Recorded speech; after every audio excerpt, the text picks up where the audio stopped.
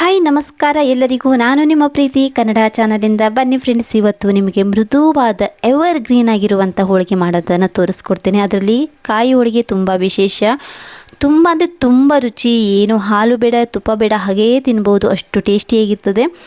ಹೊರಗಡೆ ಎಲ್ಲ ಮಾಡೋರು ಹೇಗೆ ಮಾಡ್ತಾರೆ ಅಂತ ನಿಮ್ಗೆ ಹೇಳ್ತಾ ಹೋಗ್ತೇನೆ. ಹಾಗೆ ಈ ಚಾನಲನ್ನು ಸಬ್ಸ್ಕ್ರೈಬ್ ಮಾಡ್ಕೊರಿ, ಹಾಗೆ ಲೈಕ್ ಮಾಡಿ. ನಾನು 1 ಕಪ್ಪು ಮೈದಾ ಹಿಟ್ಟು ಹಾಗೆ ಸ್ವಲ್ಪ ರವೆ ತೊಗೊಂಡಿದ್ದೇನೆ.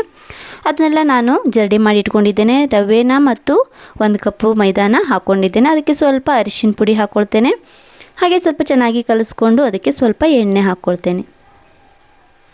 ಈಗ ಎಣ್ಣೆ ಹಾಕ್ಕೊಂಡು ಚೆನ್ನಾಗಿ ಕಲಿಸ್ಕೊರಿ. ತುಂಬ ಅಂದರೆ ತುಂಬ ಟೇಸ್ಟಿಯಾಗಿರುತ್ತೆ. ಹಾಗೆ ಮಾಡೋದು ಕೂಡ ತುಂಬ ಸರಳ. ಒಬ್ಬೊಬ್ಬರಿಗೆ ಕಾಯಿದು ಹೂರಣ ಮಾಡೋದು ತುಂಬ ಕಷ್ಟ ಅಂತ ಹೇಳ್ತಾರೆ. ಆದರೆ ಅಡುಗೆ ಭಟ್ರು ಯಾವುದನ್ನು ಸೇರಿಸಿ ಹೂರಣ ಮಾಡ್ತಾರೆ ಅಂತ ಹೇಳಿ ಸೀಕ್ರೆಟನ್ನು ನಿಮಗೆ ತಿಳಿಸ್ಕೊಡ್ತೇನೆ. ಇವೆರಡನ್ನು ಹೂರಣಕ್ಕೆ ಮಿಕ್ಸ್ ಮಾಡಿದ್ರೆ ಹೂರಣ ಗಟ್ಟಿ ಆಗೋದಿಲ್ಲ. ನೋಡಿರಿ, ಈಗ ಹಿಟ್ಟು ಚೆನ್ನಾಗಿ ನಾದಿದ್ದೇನೆ. ಇದನ್ನು ನಾನು ನೆರಿಲಿಕ್ಕಿಡ್ತೇನೆ. ಯಾಕಂದರೆ ರವೆ ಹಾಕಿದ ಕಾರಣ ಒಂದು ಸ್ವಲ್ಪ ಎಣ್ಣೆ ಹಾಕಿ ಈ ರೀತಿ ಬಟ್ಟೆ ಏನಾದರೂ ಮುಚ್ಚಿಡ್ಬೋದು, ಆ ಪ್ಲೇಟ್ ಆದರೂ ಮುಚ್ಚಿ ಇಟ್ಬೋದು. ನಾನು ಈ ರೀತಿ ಮುಚ್ಚಿಡ್ತಾ ಇದ್ದೇನೆ. ಈಗ 1 ತೆಂಗಿನಕಾಯಿ ತೊಗೊಂಡಿದ್ದೇನೆ ನಾನು. ಅದನ್ನು ನಾನು ಸಣ್ಣದಾಗಿ ತೆರೆದುಬಿಟ್ಟು ಈಗ ಮಿಕ್ಸಿ ಜಾರಿಗೆ ಹಾಕ್ಕೊಳ್ತಾ ಇದ್ದೇನೆ ನೋಡಿ. ಹಾಗೆ 4 ಏಲಕ್ಕಿನ ನಾನು ಜಜ್ಜಿ ಹಾಕ್ಕೊಳ್ತಾ ಇದ್ದೇನೆ. ಹಾಗೆ ಒಂದು ಪ್ಯಾನ್ ತೊಗೊಂಡಿದ್ದೇನೆ ನಾನು. ಆ ಪ್ಯಾನಿಗೆ ನೋಡಿ, ಇದೇ ಸೀಕ್ರೆಟು ಅಂತ ನೀವು ತಿಳ್ಕೊಳ್ಬೋದು. ಗಸಗಸೆ 2 ಸ್ಪೂನ್ ಹಾಕಬೇಕು. ಹಾಗೆ 3 ಟೀ ಸ್ಪೂನ್ ಆಗುವಷ್ಟು ರವಾನ ಹಾಕಬೇಕು. ನೋಡಿರಿ, ಇದು ನಿಜವಾಗ್ಲೂ ಯಾರೂ ಹೇಳಿಕೊಟ್ಟಿರುವುದಿಲ್ಲ, ಆದರೆ ಇದನ್ನು ನಿಮಗೆ ತಿಳಿಸ್ತಾ ಇದ್ದೇನೆ. ಹೂರಣ ಮಾಡುವಾಗ ನೀವು ಇದನ್ನು ಟ್ರೈ ಮಾಡಿ. ಈಗ ಚೆನ್ನಾಗಿ ಇದನ್ನು ನೀವು ಹುರಿಬೇಕು. ಸಣ್ಣ ಉರಿಲಿ ಹುರಿದು ಅದನ್ನು ನೀವು ಸಪ್ರೇಟಾಗಿ ಒಂದು ಬೌಲಲ್ಲಿ ತೆಗೆದಿಟ್ಟುಕೊಳ್ಬೇಕು. ಈಗ ಅದೇ ಪಾತ್ರೆಗೆ ನಾವು ಬೆಲ್ಲನ ಹಾಕ್ಕೊಳ್ತೇನೆ ನೋಡಿ. 1 ತೆಂಗಿನಕಾಯಿಗೆ ನಾನು 1.5 ಕಪ್ಪು ಬೆಲ್ಲ ತೊಗೊಂಡಿದ್ದೇನೆ.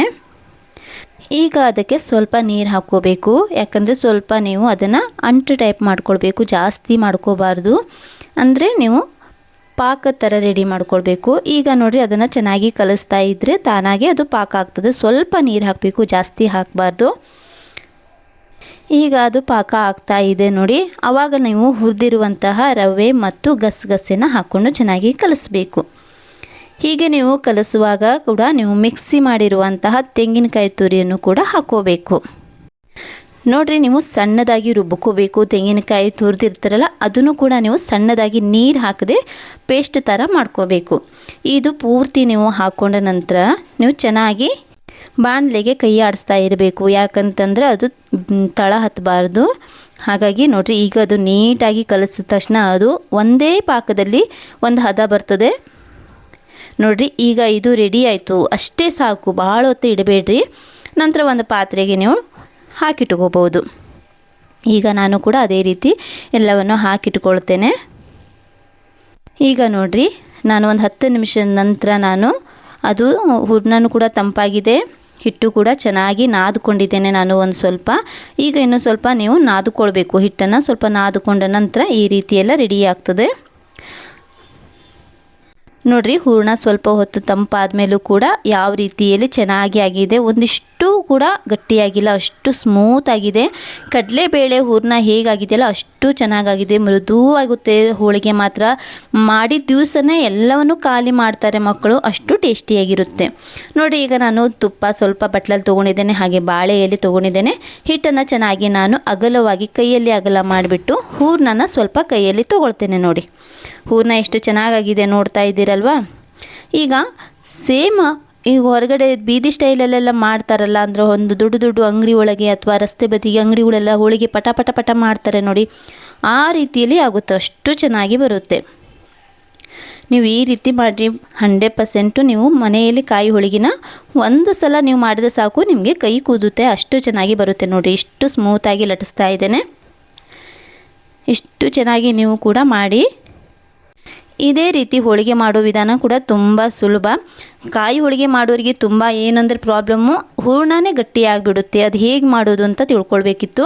ಹಾಗಾಗಿ ಈ ವಿಡಿಯೋನ ನಾನು ನಿಮಗೆ ಹಬ್ಬದ ದಿವಸ, ನನ್ನ ಮನೆಗೆ ಹಬ್ಬದ ದಿವಸ ಮಾಡ್ತಿರುವಾಗಲೇ ನಾನು ವಿಡಿಯೋ ಮಾಡಿ ನಿಮಗೆ ಶೇರ್ ಮಾಡ್ತಾ ಇದ್ದೇನೆ ನೋಡಿರಿ. ಈಗ ಎಷ್ಟು ಪಟ ಪಟ ಆಗ್ತದೆ. ಮಾಡೋದು ಕೂಡ ತುಂಬ ಸುಲಭ, ಅಷ್ಟೇ ಟೇಸ್ಟಿಯಾಗಿರುತ್ತೆ. ಬಾಳೆ ಎಲೆ ತೊಗೋರಿ, ಪ್ಲ್ಯಾಸ್ಟಿಕ್ ತೊಗೋಬೇಡ್ರಿ. ಬಾಳೆ ಎಲೆ ಆದರೆ ಅಂದರೆ ನಾವು ಹಂಚ ಮೇಲೆ ಹಾಗೆ ಬಿಟ್ಟರೂ ಕೂಡ ಅದು ಕರಗೋದಿಲ್ಲ. ಪ್ಲ್ಯಾಸ್ಟಿಕ್ ಆದರೆ ಅದು ಬಿಸಿಗೆ ಕರಗೋಗ್ತದೆ. ಹಾಗಾಗಿ ನೀವು ಹೆಚ್ಚಾಗಿ ಬಾಳೆ ಎಲೆನ ಯೂಸ್ ಮಾಡಿ. ಇಲ್ಲ ಅಂದರೆ ಚಪಾತಿ ಮಣೆಗೆ ಸ್ವಲ್ಪ ಎಣ್ಣೆ ಹಚ್ಚಿ ಕೂಡ ನೀವು ಮಾಡಬಹುದು.